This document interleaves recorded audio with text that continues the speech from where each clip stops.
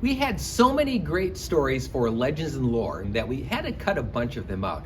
But there is one that I would like to share with you. It's kind of a sneak peek of what you're going to see if you join us at Kaufman. So here's the story, and it brings us back to Negaunee of 1885. Now, Negaunee, of course, like all mining towns, was a very rough and tumble place. And they had a lot of places on the outskirts of town that were seedy, shall we say. There's one in particular called the Carp, and this is the story of a guy who went to the Carp a lot. His name was Patrick Benan. He was a criminal, a ne'er-do-well, a misfit. He spent a lot of his time at this house of ill repute.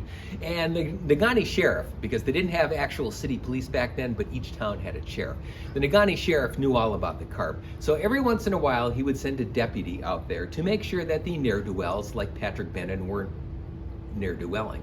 Well, one day, Patrick Benan was coming out of the Carp when a Negaunee sheriff's deputy named Cox stopped him. Benan was drunk. He was going, "I'm sorry, I didn't mean to be here." And we all know that he actually meant to be there. "I didn't mean to be there." Benan gave the deputy his pistol just to prove that he was not dangerous or anything. So the deputy, whose name was Knox, gave him his pistol, sent him on his way, whereupon Benan then shot and killed the deputy and then went back into the Carp to hide. Needless to say, this did not go over very well with the citizens of Negaunee. In fact, 200 of them went down to the Carp to protest. By the time the protest was done, the Carp burned down, and the Negaunee sheriff said it was spontaneous combustion and they didn't need to investigate it at all, amazingly. Patrick Benan, during the melee, had escaped the Carp and was on the run.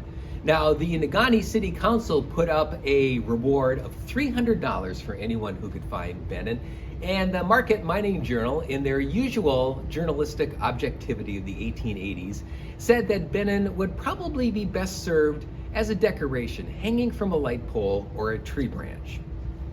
For 2 months, Patrick Benan was on the run. Patrick Benan was living off the land. He was seen here, he was seen there, but he was never found.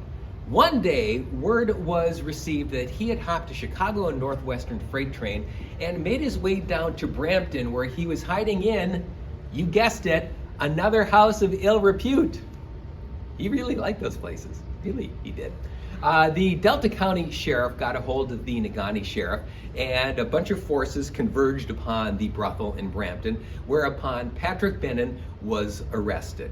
He was then shipped back to Marquette on a special train, where 3 days later he was found guilty of killing Knox, the Negaunee sheriff's deputy, and then he spent the rest of his life in the Jackson prison.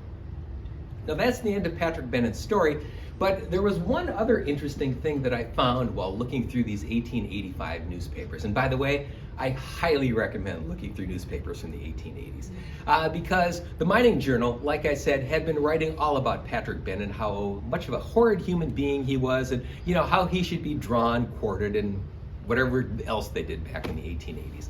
Well, one day, apparently when they had nothing to write about, the Mining Journal reporter put together an article talking about how people in Negaunee were the worst in the world. They were thugs, they were reprobates, and they should be taught their lesson. Needless to say, the people of Negaunee, especially the business owners of Negaunee who paid to advertise in the Mining Journal, did not like that.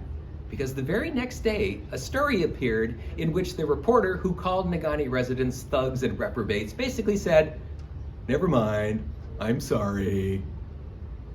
Those are the kind of stories that you'll be hearing, that legends and lore at Kaufman Auditorium.